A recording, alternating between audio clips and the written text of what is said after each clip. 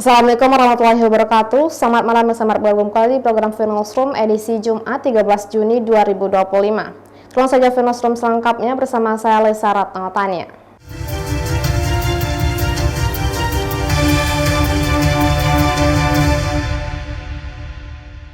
Polres Tanjung Pinang akan melakukan pengawasan terhadap proses pendaftaran sistem penerimaan murid baru atau SPMB. Kepolisian Resor Kota Tanjung Pinang akan mengawasi proses pendaftaran sistem penerimaan murid baru atau SPMB yang saat ini tengah berlangsung. Kapolresta Tanjung Pinang, Kombes Pol Hamam Wahyudi mengatakan, pengawasan ini dilakukan untuk mencegah terjadinya praktik kecurangan dalam proses SPMB tersebut. Terlebih, SPMB memiliki potensi terjadinya pungutan liar atau pungli yang dilakukan oleh penyelenggara. Kombes Pom Hamam mengingatkan kepada penyelenggara yakni Dinas Pendidikan dan Masyarakat untuk tidak melakukan praktik-praktik culas dalam proses SPMB. Pelanggaran yang tidak boleh dilakukan itu seperti melakukan jual beli kursi hingga menggunakan joki atau orang dalam saat mendaftarkan murid ke sekolah. Jika praktik tersebut ditemukan, maka pihak kepolisian akan melakukan penindakan tegas sesuai dengan aturan dan ketentuan yang berlaku. Akan menjadi perhatian kita semua. Yang pertama, kita berharap penyelenggaraannya harus bisa terselenggara dengan lancar dulu. Kemudian yang kedua, tidak ada kecurangan.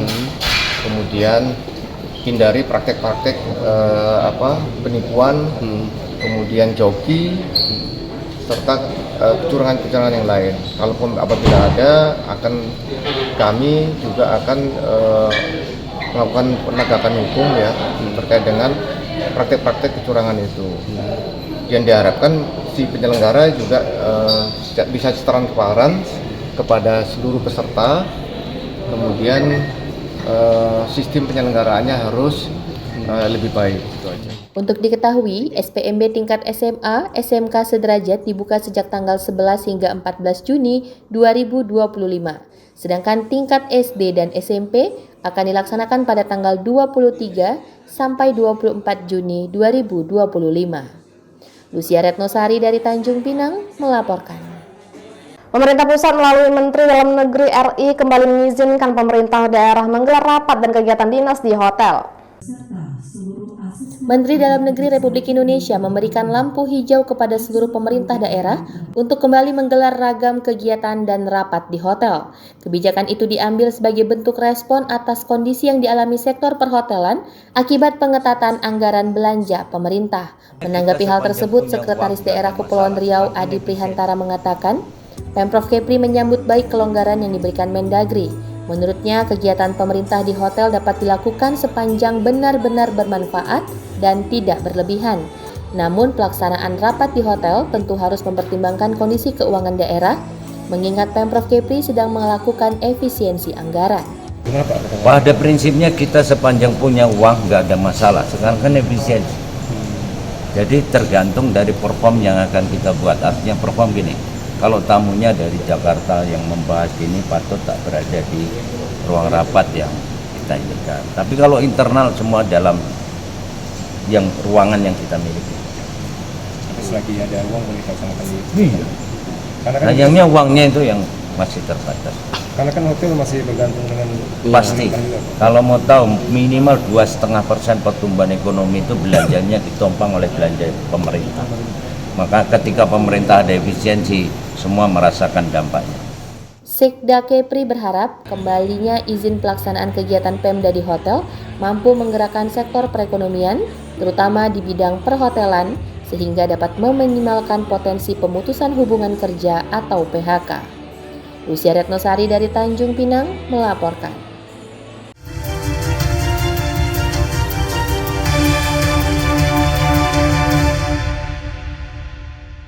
Realisasi anggaran pendapatan dan belanja daerah Kabupaten Bintan tahun anggaran 2024 mencapai sebesar 1,25 triliun rupiah. Bertempat di kantor DPRD Kabupaten Bintan, Bupati Bintan Robi Kurniawan menyampaikan pertanggungjawaban atas pelaksanaan anggaran pendapatan dan belanja daerah Kabupaten Bintan tahun anggaran 2024 pada Jumat 13 Juni 2025. Robi menyampaikan bahwa pendapatan daerah yang terrealisasi sebesar 1,25 triliun rupiah yang terdiri dari sumber pendapatan asli daerah atau PAD sebesar 320 miliar rupiah dan dari dana transfer sebesar 935 miliar rupiah. Hasil tersebut diketahui telah melebihi target realisasi yang telah ditetapkan, yaitu 1,22 triliun rupiah.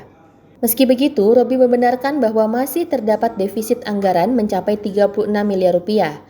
Nominal defisit tersebut muncul karena ada beberapa kegiatan atau pembayaran yang telah terdata, tetapi belum dapat terlaksana karena menunggu aturan dan kebijakan.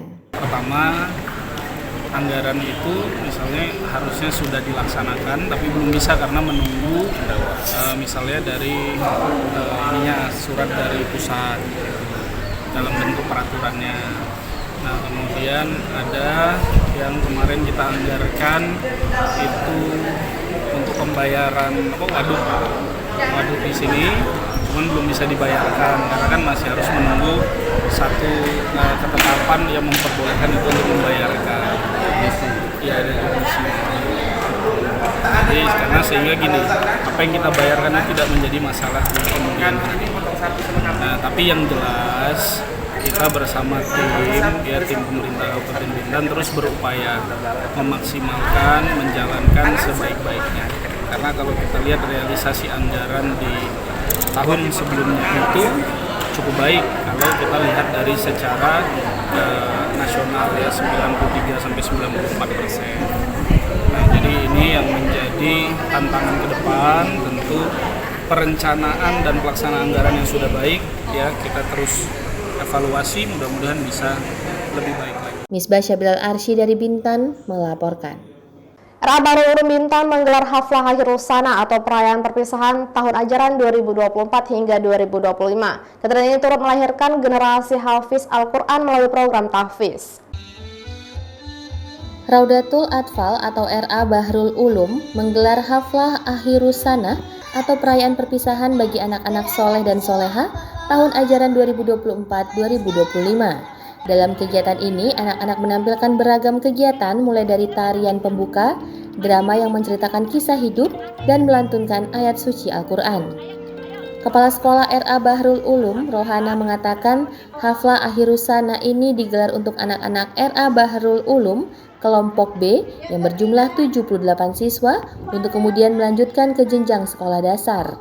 Rohana menyebut RA Bahrul Ulum juga memiliki program tahfiz yang menjadikan sejumlah siswa hafiz Al-Quran sejak usia dini. Tahun ini kami telah mengadakan Haflah Akhirus Sana, yaitu perpisahan anak-anak RA Bahrul Ulum kelompok B pada tahun ini yang akan melanjutkan ke jenjang SD atau MI itu sebanyak 78 anak dari 98 anak. Selebihnya masih di RA Bahrul Ulum. Jadi harapan kami ke depannya untuk RA Bahrul Ulum semoga lebih baik dan lebih baik lagi. RA Bahrul Ulum itu adalah tahfiz juz 30.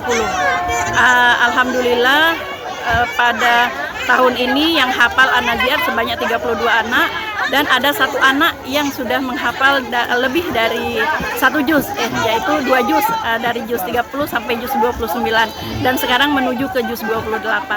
Misbah Syabilal Arsy dari Bintan melaporkan.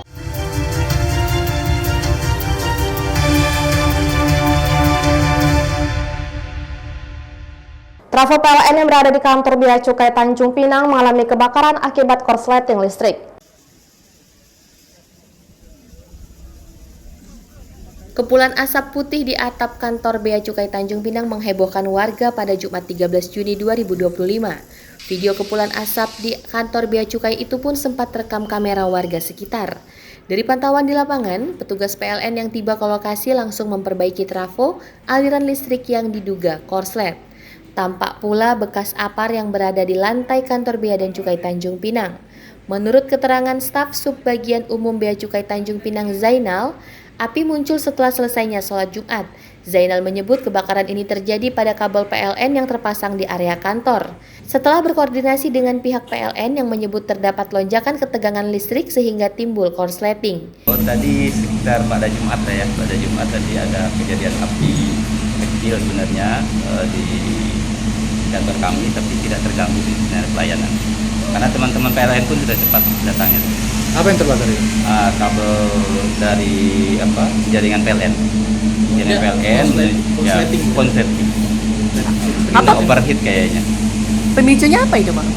Kalau dari abang-abang PLN tadi bilang itu terkait instalasinya aja dari yang kemarin awal kan mungkin ada perhitungan yang kurang, tapi sekarang udah diperbaiki. Beruntung kejadian tersebut tidak menyebabkan korban jiwa dan kerugian material.